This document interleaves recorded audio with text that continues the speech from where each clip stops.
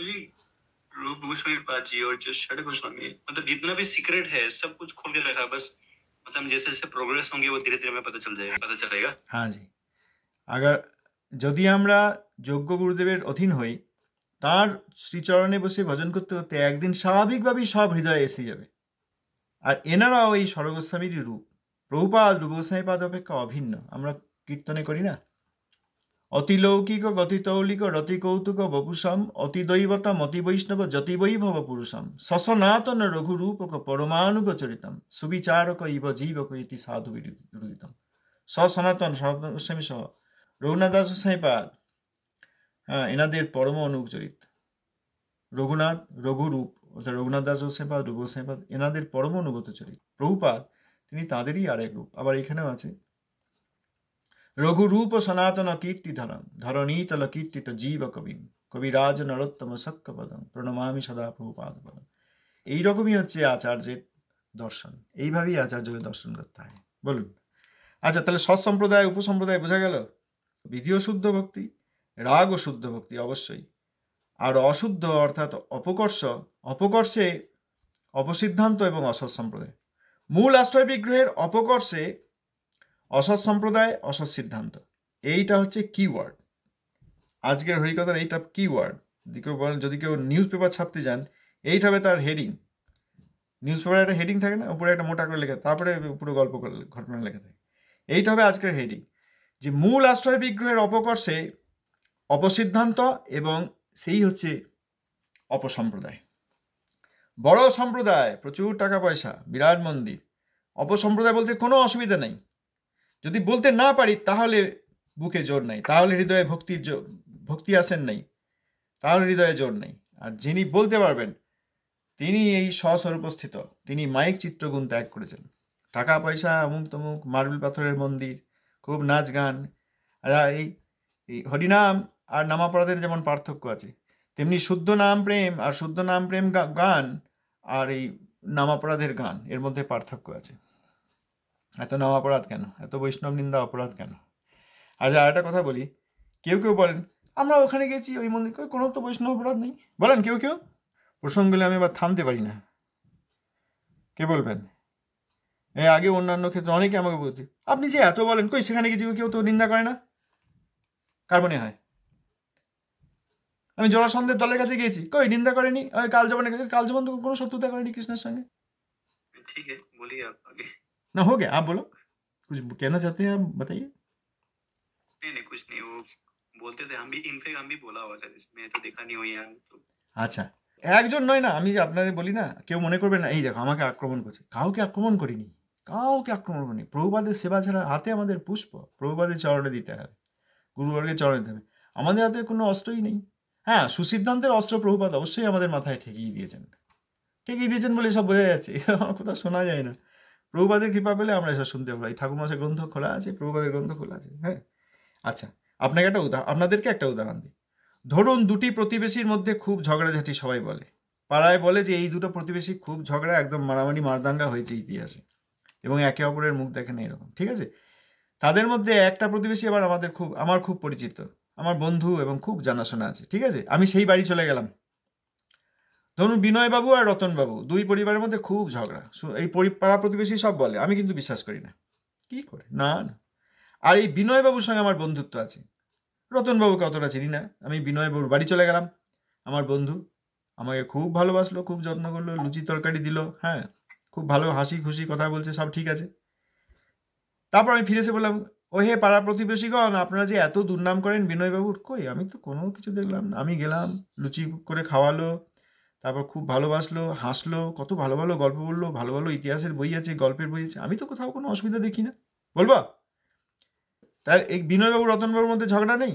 বিনয়বাবু রতনবাবুকে অসম্মান করেছিলেন না? বাবু করেছেন, মারদাঙ্গা হয়েছে, বলছে সব। তা আমরা এখন গেলে দেখতে পাচ্ছি না, হাসি খুশি পরিবার। কিন্তু একবার এই রতনবাবুর তখন বলবে, রতনবাবুর প্রসঙ্গ আপনি কি পেরে দেখেছেন? যে আমি এই যে আপনার পাশে বাড়ি রতনবাবু, ওনারও খুব ভালো, ওনার ছেলে খুব ভালো পড়াশোনা করে, সমাজের অনেক দান করে, অনেক, এবার বলে দেখেছেন? তাহলে বিনয়বাবুর সমূর্তি আপনি দেখতে পেতেন। অপরাধগুলি সব সঞ্চিত হয়ে আছে, মনের পকেটে পকেটে রাখা আছে, কেউ দেখাচ্ছে না সামনে। দেখাবে কেন? আর মুখে সামনে সাদা দাঁত বার করে হাসলেই তো সবচেয়ে ভালো। বিনোবাবু তোমার কিছু বলেননি? বলবে না? গেছে এসে পুরনো বন্ধু এসে থেকেও দাও দাও দাও লুচি ভাজো, কুমড়োর তরকারি করো, বলবে না? আলু ভাজো, রসগোল্লা নিয়ে আয়, রসগোল্লা নিয়ে আয়, ভালোই করবে। কিন্তু তার প্রতিবেশীর সঙ্গে তার যে এরকম ঝগড়াঝাটি হয়েছে, এখন এটা আমরা প্রাকৃতিক উদাহরণ নিলাম প্রতিবেশীর ঝগড়া, আর সৎ সম্প্রদায়ের সঙ্গে তার ঝগড়া হয় না। পরম গুরুদেবের সঙ্গে গুরুদেব ঝগড়া করতে পারেন কারোর?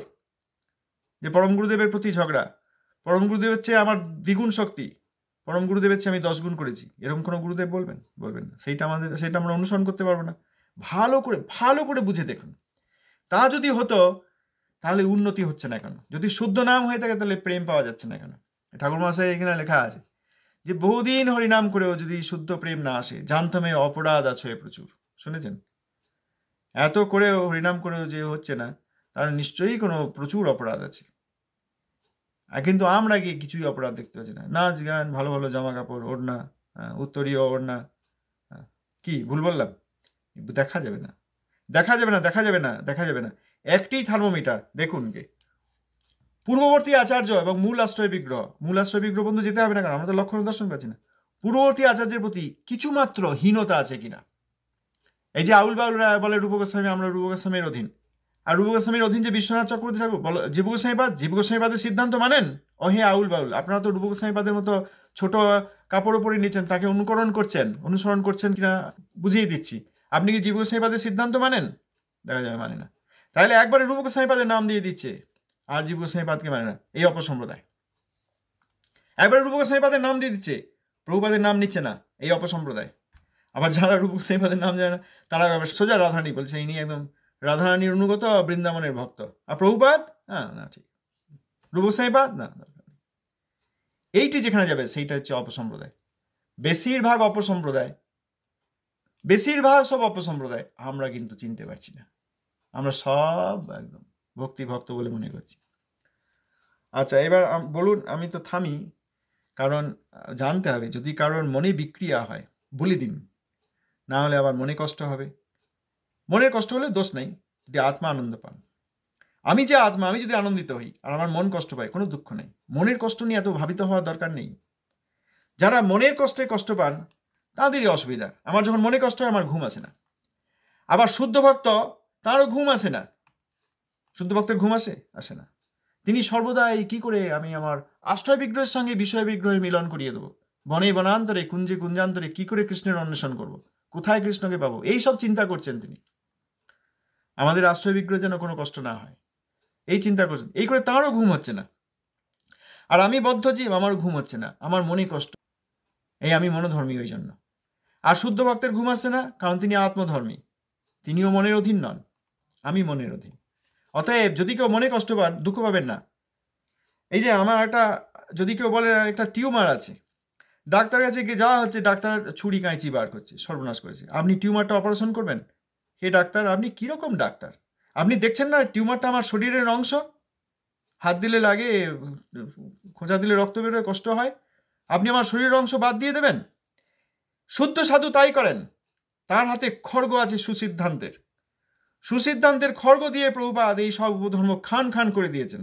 আমরা কিন্তু উপধর্মগুলোকেই, অসৎ সম্প্রদায়গুলোকেই হৃদয়ের মধ্যে পুঞ্জীবিত করে মণিমাণিক্য বলে সাজিয়ে রেখে দিচ্ছি। এই জন্য আমাদের আত্মা কষ্ট পাচ্ছে। আমরা আত্মার কষ্ট দেখতে পাই না, কারণ আমরা স্বস্বরূপস্থিত নই, আমরা আত্মস্থিত নই, আমরা মনোধর্মের দ্বারা চলিত। আমাদের মনে কষ্ট হলে আমরা শুদ্ধ হরিকথা পরিত্যাগ করি। দেখবেন কেউ কেউ নিষেধ করবে ঠাকুর মহাশয়ের গ্রন্থ পড়তে। যারা একথা বলবেন তারা মনোধর্মী। এখানে কোনো মনোধর্মের কথা হয়নি, প্রত্যেকটা কথার প্রমাণ দিয়ে কথা বলা হচ্ছে। যে এই শ্লোকের অর্থ আমরা যেদিন পড়তে পারবো, সেদিন একদম নিত্য বৃন্দাবনে নিজেকে দেখতে পাবো। এখানে কোনো মনোধর্মের কথা হচ্ছে না। তবে সেই কথা না বলেও এই এত বড় একটি শ্লোক, যেখানে আমাদের কোনো অধিকার নেই, ছিল বিশ্বনাথ চক্রবর্তী ঠাকুর বললেন যে শাস্ত্র তারে বিধি মার্গ বলি নির্দেশিলে, বিধিতেও ভক্ত আনুগত্য প্রয়োজন, রাগে করে রাগবতীর বিশেষ ভজন। এবং বিধি রাগ এবং তার কন্ট্রাস্টে অপসিদ্ধান্ত কি? অতএব কৃপাপূর্বক আমাকে এখনই বলে দিন, কার মনে আঘাত লেগেছে, কার টিউমারে ছুরি চালিয়েছে ডাক্তার? এই আমাদের প্রভুপাদ ভক্তিবিনোদ ঠাকুর মহাশয়, বিশ্বনাথ চক্রবর্তী ঠাকুর, রূপ গোস্বামীপাদ, তার উপর বড় কৃপা হয়েছে। যার মনে আঘাত লাগলো আমি তবুও তাদেরকে সম্মান করি, তাদেরকে দণ্ডবত প্রণাম করি। কেন না, তাঁরা একটা বিরাট সৌভাগ্য পেয়েছেন, ভালো ডাক্তারের কাছে এসে গেছেন। প্রভুপাদ হেন ডাক্তার পৃথিবীতে আর নাই, বিশ্ব ব্রহ্মাণ্ডে কেন আর বৈকুণ্ঠেও পাওয়া যাচ্ছে না, এত বড় ডাক্তার। টিউমারে ঘা লেগেছে, চিৎকার করে উঠেছেন, ভালো, একটু কষ্ট হোক, একটু ঘুম না আসুক, একটু আঘাত লাগুক, দেখবেন এই টিউমারগুলো চলে গেলে শরীর সুস্থ হয়ে পড়বে। মনোধর্মগুলো চলে গেলে, অসৎ মন্দা চলে গেলে, অসৎ সিদ্ধান্ত চলে গেলে, অসৎ সম্প্রদায়ের প্রভাব চলে গেলে, যখন সৎ সম্প্রদায়ের ছায়া পাবেন, তখন আপনি অর্থাৎ আত্মা বড় আনন্দিত হবেন। এখন মনের দুঃখ নিয়ে এই আমাদের গুরুবর্গের শিক্ষাকে অবজ্ঞা করবেন না, এই আমার প্রার্থনা। ধন্যবাদ। আমি কিন্তু ভাবিনি যে এইসব আলোচনা আজকে এইভাবে হতে পারবে। বিশ্বাস করুন, সত্যি কথা বলছি, এইসব কথা আছে, সব খুব কষ্টের সঙ্গে, খুব যন্ত্রণার সঙ্গে এইসব হয় মনে। কত অপসিদ্ধান্ত, অপসম্প্রদায়, উপসম্প্রদায়, প্রথমে যদি কাউকে গিয়ে বলা হয়, একবারে সে খড়গস্ত হয়ে পড়বে, শত্রু হয়ে পড়বে। কিন্তু আস্তে আস্তে বুঝিয়ে বলা হয়, দেখবেন সবাই বুঝতে পারবে। আমার আশা পৃথিবীতে সবাই বুঝতে পারুন। এখানে যারা আমরা রয়েছি, শুধু আমরা নই, বা পরবর্তীকালে যারা শুনবেন, শুধু তারা নন, পৃথিবীতে সবাই বুঝতে পারবেন। প্রত্যেকটি ব্যক্তিকে অপসম্প্রদায় থেকে নিয়ে আসা যাবে। আমাদের এই রকম দায়িত্ব হওয়া উচিত যে আমরা কোথায় আঘাত পেয়ে গেলাম, কোথায় টিউমারে ডাক্তার ছুরিটি লাগিয়ে দিল, রক্ত বেরিয়ে গেল, আর কেঁদে উঠলাম, শুধু সেইটির জন্য ব্যস্ত না হয়ে আমরাও জানো আর সবাইকে বলতে পারি, যে এসো তোমাদের টিউমারগুলো সব সার্জারি করে নাও। এইখানেই আমাদের গুরুবর্গ সার্জন, বড় ডাক্তার, অপারেশন করে নাও। এইটা যখন করতে পারবো, তখন আমরা আমাদের টিউমার নিয়ে, আর টিউমারে ঠান্ডা আর বরফ জল দিয়ে আর টিউমারের সেবা করব না, মনোধর্মের সেবা করব না। মনোধর্ম আমরা তো পরিত্যাগ অবশ্যই করব, এবং প্রত্যেক মনোধর্মীকে এই জগতের, তাদেরকে প্রভুপাদের চরণে নিয়ে এসে তাদের মঙ্গল হোক এই প্রার্থনা হোক। তবে তো প্রভুপাদ খুশি হবেন, তবে প্রভুপাদ খুশি হবেন। জয় নিতাই।